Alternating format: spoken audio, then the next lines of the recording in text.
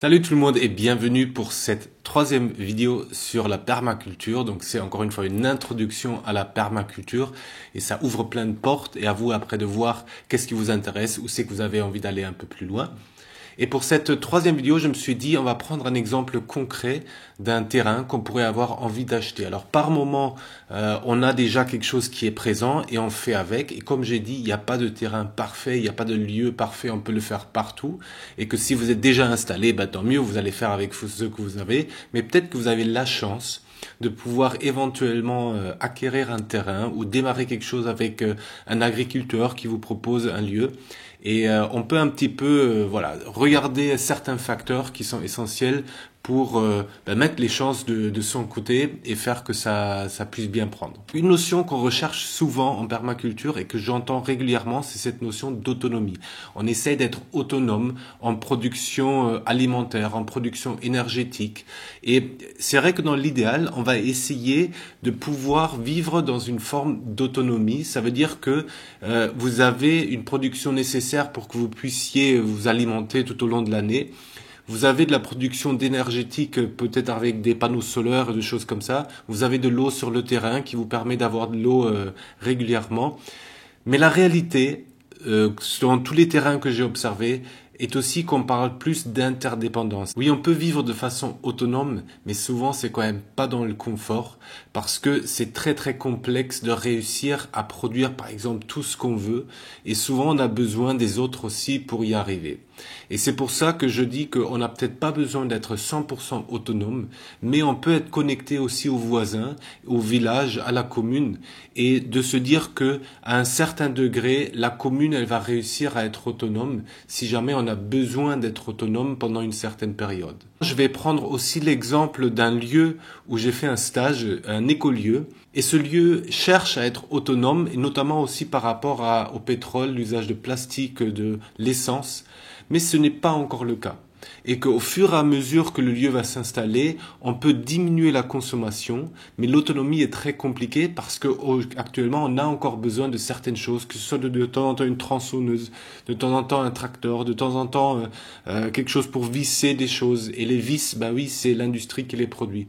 Donc c'est pas non plus être extrême dans ses choix. On peut aller dans la forêt et survivre dans la forêt. Mais moi je crois qu'aujourd'hui on est à un point où si on veut que la permaculture devienne quelque chose de plus large, on a aussi besoin d'accepter certains compromis, de réduire drastiquement l'utilisation de certaines choses, mais pas de les exclure complètement. Si vous voulez chercher un terrain, déjà ce qu'il faut savoir, et ça c'est un principe essentiel de la permaculture, on va essayer de collecter, de stocker l'énergie et ce qui est présent sur un terrain. Donc plus vous avez de richesse sur un terrain, et là je parle notamment de l'eau, mais aussi d'arbres par exemple qui sont déjà présents, de la qualité de la terre. Tout ça, plus c'est présent, mieux c'est. Si par exemple vous voulez animer des stages, si vous avez déjà une étable que vous pouvez transformer en lieu pour accueillir des stages, génial, ça permet, même si vous le faites pas demain, mais peut-être dans 5 ans, de déjà avoir quelque chose de présent. Donc on cherche vraiment à avoir des terrains qui sont riches. Donc forcément, si vous avez des terrains où il y a la maison avec rien autour, on va éviter. Et ce qui est intéressant, et je vais vous le montrer maintenant, je m'amuse souvent à chercher un petit peu des terrains et à voir qu'est-ce que je pourrais y faire, juste pour que m'aider un petit peu à définir aussi qu'est-ce que j'ai envie. Parce que souvent, c'est pas si évident que ça. Et quand je trouve une maison, par exemple, ou un lieu où je dis « Ah, c'est trop chouette », je me pose souvent la question « Ok, qu'est-ce qui fait que je suis attiré par ce lieu, qu'est-ce qui me donne envie, je le note, et ça permet au fur et à mesure d'avoir une vision de plus en plus claire de qu'est-ce qu'en fait on a envie avec les tripes, avec le cœur, mais aussi avec la tête. Donc ce que vous pouvez faire, c'est aller sur par exemple Le Bon Coin, et vous connaissez certainement ce site comme tout le monde, allez dans Vente immobilière, donc vous choisissez Vente immobilière, et après, en fonction, par exemple, du budget que vous avez ou du lieu où vous voulez trouver quelque chose, par exemple, moi, j'ai mis Midi-Pyrénées, j'ai pas trop mis le prix parce que j'ai envie de me laisser surprendre, mais ce que je vous invite à jouer et à faire, c'est de mettre ici des mots-clés. Je trouve que Le Bon Coin est super bien fait par rapport à ça, et on peut taper des mots comme source, comme, par exemple, moi, ce que je tape souvent, c'est hectare. Tout simplement pour avoir des surfaces assez grandes par rapport à un projet que je veux faire. Vous pouvez aussi taper, je sais pas, étang par exemple, ou voilà d'autres éléments. Forêt. Ah, j'adore celle-là. Souvent, je tape forêt. J'aime souvent taper des mots comme ça, tout simplement parce que il y a des choses qui sont déjà présentes qu'on ne pourra pas rajouter. Une source, soit liée pas. Une forêt qui donne déjà, par exemple, à manger parce que c'est des châtaigniers, soit liée pas. Une maison, elle peut se transformer, elle peut se changer, on peut, voilà, faire plein de choses, mais il y a certains éléments importants, soit ils y sont pas, et en fonction de ça, je fais des recherches. Et c'est ça la différence un petit peu avec une recherche juste d'une maison, c'est que la priorité n'est pas forcément la maison simplement, mais l'écosystème. Pour vous montrer, j'ai tapé source Midi-Pyrénées et regardez un petit peu ce que j'ai trouvé. Donc, il y a par exemple cette belle maison de caractère Haute-Pyrénées. Et ce que je fais après, alors forcément, il faut que je regarde si les photos me plaisent ou pas. Donc ça, c'est plus émotionnellement. Mais après, je regarde vraiment ce qui a écrit déjà. Et ce qu'on voit ici, c'est que il y a pas mal de choses intéressantes, comme une autonomie en eau courante. Il y a de l'eau de source potable à volonté, super important. Donc encore une fois, l'eau est vraiment important. C'est une priorité d'avoir de l'eau. Soit vous avez une source, une rivière ou des choses comme ça, soit ce qui peut être intéressant, c'est d'avoir des terrains en pente pour que vous puissiez collecter l'eau, y mettre une petite mare et récupérer toute cette eau. Ça peut aussi être une maison où on a d'autres petites constructions à côté pour récupérer l'eau des toitures. Tous ces facteurs-là sont très importants quand on cherche un terrain. Pour revenir à notre premier exemple, ici c'est très intéressant parce que justement, il y a même un ruisseau privé qui est à côté. Inconvénient, c'est à 900 mètres, donc il y a de la neige aussi, donc il y a une période de l'année où on ne peut pas trop toucher à l'environnement. 8000 mètres carrés, ça suffit. On dit qu'il faut à peu près 1000 mètres carrés de terrain de potager pour nourrir 4 personnes si c'est bien fait. Donc si vous voulez vraiment être autonome aussi en production de bois par exemple, ou avoir des animaux autour, il faut un peu plus. Donc 8000 mètres carrés, c'est bien. Moi je cherche souvent, si je peux, plusieurs hectares, 3-4 hectares.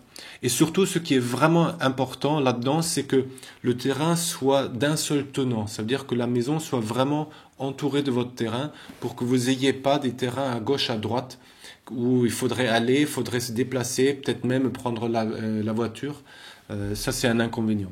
Un autre exemple que j'ai trouvé ici, juste une maison de 5 pièces, 100 mètres carrés. Intéressant parce qu'il y a plein de choses à faire. C'est pas très cher. Et la maison a l'air en état.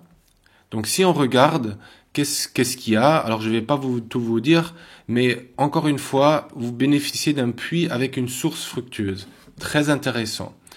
Si on peut regarder ce que moi je fais aussi souvent, on regarde où c'est qu'elle est située cette maison. Donc Nogaro, c'est dans le Gers et c'est vraiment pas très bien desservi. Moi qui veux éventuellement animer des stages, le problème c'est que si je suis plus loin d'une heure d'une grande ville, ça peut être un inconvénient.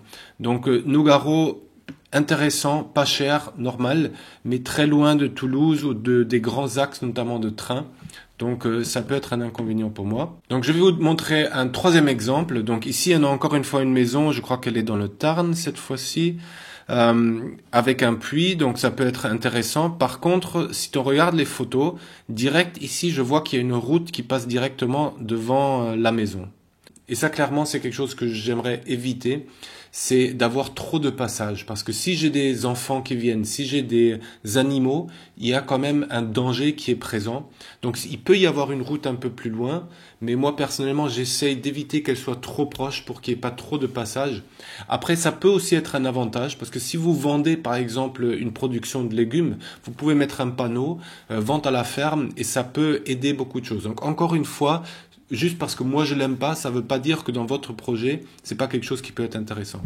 Une fois que j'ai trouvé un bien qui est intéressant, ce que je vais demander au propriétaire, c'est forcément des photos supplémentaires, mais aussi le plan cadastre. Ça veut dire de voir les parcelles qui appartiennent à la maison. Et on peut aussi demander le lieu dit. pour trouver en fait sur Google Maps le lieu. Ce qui est encore meilleur, et je vais vous le montrer, c'est d'aller sur Géoportail, parce que là vous pouvez vraiment avoir le détail des cartes. On va prendre l'exemple de l'écolieu où j'étais, donc qui s'appelle Etica Mondo, et je vais vous montrer. Donc voici le site du lieu qui s'appelle Etica Mondo, qui est situé au Vigan. Donc vous allez sur geoportail.gouv.fr et vous pouvez taper en haut le lieu dit ou le nom et trouver assez facilement la commune. Donc ici, comme je connais le lieu, c'est facile à le trouver. Vous allez ici en haut à droite et vous avez plein de possibilités de cartes. Donc par exemple ici, c'est une carte qui donne vraiment la visibilité du lieu. Et si je zoome en double-cliquant tout simplement dessus, je retrouve cette maison-là. Et ça, c'est la maison de Boris. Avec déjà, on voit le jardin en permaculture qui est présent. Donc ça, c'est très intéressant parce que ça nous permet un petit peu de regarder tout ce qui se passe autour. On voit aussi que déjà, il y a plein d'arbres et de forêts. Donc ça, clairement, si je devais choisir un terrain, c'est un plus, comme je vous l'ai expliqué. Vous pouvez ici en haut choisir aussi le plan cadastral. Donc ça permet de voir quelles sont les parcelles qui appartiennent au lieu. Donc je sais que Boris, lui, il a pas mal de terres. Donc il a ce truc en bas, le 468 qui en fait partie, le 626. Et là, du coup, ça vous permet un petit peu de commencer à planifier, de vous projeter, de voir qu'est-ce qu'on pourrait y faire. Donc de temps en temps, c'est facile, de temps en temps, c'est plus complexe. Un autre point qui est intéressant, si on enlève tout ça, et qu'on laisse que ici le plan IGN, c'est de voir les chemins de randonnée et aussi les cartes de l'eau.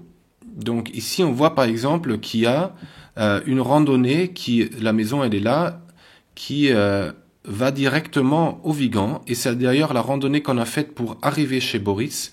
Très intéressant si vous voulez marcher à pied et éviter la voiture. On a ici de l'eau. Donc sur le terrain de Boris, ici on dirait un puits, donc il y a de l'eau ou quelque chose, il n'y a pas de rivière, donc c'est clairement une question qu'il faut se poser, surtout il fait assez chaud dans cette région, donc il faudrait pas avoir un problème d'eau à un moment donné. Donc c'est clairement quelque chose qu'on va regarder si on devait aller visiter le lieu. Donc ce qui est important quand on a ces cartes, c'est d'aller de la globalité, de regarder avec beaucoup de recul, et ça peut aller jusqu'à regarder la France entière, la région, voir est-ce qu'il y a un parc naturel à côté, qui sont les voisins, et lentement on va de plus en plus proche. Le choix que vous allez faire peut dépendre de plein de choses. Soit c'est juste émotionnel, vous avez de la famille quelque part et vous voulez habiter pas trop loin, ça peut être ça. Mais ça peut être un vrai choix stratégique par rapport aux projections des années à venir, du manque d'eau, des sécheresses et de tout ça. Donc à vous de voir qu'est-ce qui est le plus important pour vous, sachant que, encore une fois, on peut, avec la permaculture, s'adapter à énormément de milieux. Par exemple, moi j'ai fait ma formation avec un Autrichien qui a restauré des parcelles en Espagne qui étaient complètement desséchées, c'était désert. Et ce qu'il a fait, c'est qu'il a vraiment fait une gestion de l'eau assez conséquente avec des grands lacs qui ont été mis en place et qui a ramené la vie d'une façon assez incroyable. Donc on peut faire plein de choses. Une fois qu'on a la globalité, on peut aller dans le détail. Et le détail, ça veut dire que si par exemple vous visitez ce lieu, c'est d'aller voir les voisins déjà, d'échanger avec eux, de comprendre quelle est l'histoire du lieu, qu'est-ce qui s'est passé, qui a été là avant, est-ce qu'il y a une bonne ambiance dans le village, est-ce que si jamais j'anime des stages, est-ce que ça dérange ou est-ce qu'au contraire ils sont heureux d'accueillir du monde. Et on peut encore aller vraiment dans le micro, c'est de dire analyser quelles sont les plantes qui poussent sur place. Est-ce qu'il y a déjà des fruitiers? Est-ce qu'il y a déjà des légumes dans un ancien potager qui naturellement poussent parce qu'il y a des graines qui sont tombées? Et tout ça, on va essayer de l'observer, de le noter le plus en détail possible parce que ça vous donne plein d'indications et de possibilités en fait. Ça ne veut pas dire que vous êtes obligé de le faire, mais c'est des possibilités que vous pouvez faire. Parce que clairement, et ça c'est deux autres principes dans la permaculture, on essaie dans un premier temps d'observer. Donc vraiment de prendre du recul et avant de tout changer, de regarder qu'est-ce qui est présent déjà dans ce magnifique écosystème et qu'est-ce que je pourrais en faire, qu'est-ce que je pourrais faire pour l'aider à être encore plus abondant. Et une fois qu'on a observé, on essaye aussi d'intégrer tout ce qu'il y a. C'est-à-dire, au lieu de se dire, on va essayer de tout contrôler, de raser, de planifier à l'avance, en détail, à quoi doit ressembler notre jardin, on va plus chercher un lieu et après se laisser inspirer par ce lieu pour intégrer les différents éléments qu'il y a présents, ne pas les détruire, mais se demander, ok, j'avais prévu ça, c'est pas possible parce qu'il me manque tel élément, ben tant pis, qu'est-ce que je peux faire avec ce que j'ai ici? C'est ça qui est incroyable parce que c'est une créativité que vous pouvez mettre au jour qui est magnifique. Et c'est vraiment ça le plaisir dans cette approche de permaculture, c'est de se dire, on joue avec la nature, c'est comme une danse qu'on fait avec elle, créative, de se dire qu'est-ce qu'on peut faire ensemble, qu'est-ce qu'on peut vivre ensemble. Forcément, il faut aussi prendre en compte le vent, le soleil, voilà, tous les éléments naturels. Et comme je l'ai déjà dit dans la vidéo précédente, pensez aussi à regarder si autour du terrain, c'est une agriculture qui utilise des pesticides ou pas, parce que même si c'est pas sur votre terrain, il suffit d'un coup de vent pour en avoir partout chez soi et ça serait vraiment dommage de partir sur du bio, sur de la permaculture si autour vous avez des pesticides qui viennent sur votre terrain et finalement qui polluent tout le travail que vous êtes en train de mettre en place. Donc je vous invite vraiment à jouer un petit peu avec ces outils-là parce que ça donne plein d'idées, ça permet de regarder qu'est-ce qui est possible, qu'est-ce qu'on a envie et après encore une fois tout s'adapte, on peut jouer avec pas mal de choses, et notamment aussi avec la terre. Dans l'idéal, vous avez forcément une terre qui est riche, qui est abondante, qui est déjà vivante, et tant mieux. Mais par moment aussi, vous avez de la terre qui est plus dure, qui a été utilisée, et on peut la transformer assez rapidement. Donc si vous avez une terre qui est vraiment polluée, en moyenne il faut à peu près 10 ans pour qu'elle soit vraiment dépolluée. Même si maintenant on dit 5 ans, voire 3 ans, mais c'est quand même un peu plus. Par contre, vous pouvez vraiment adapter les techniques, et je vais en parler dans d'autres vidéos, pour faire que votre jardin il donne. Donc clairement chez Boris par exemple, la terre n'est pas si abondante que ça.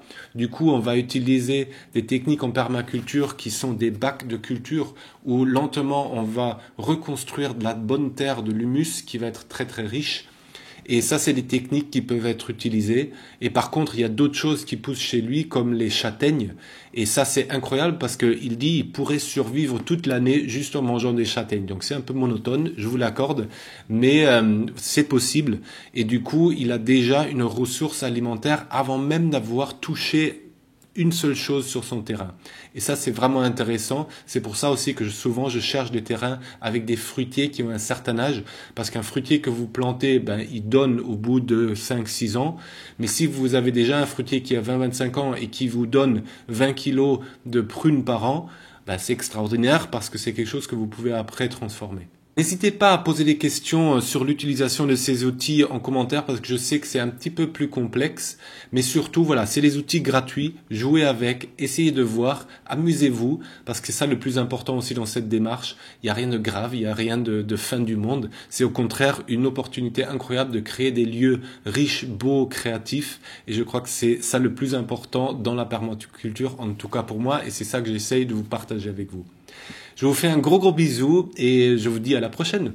Ciao!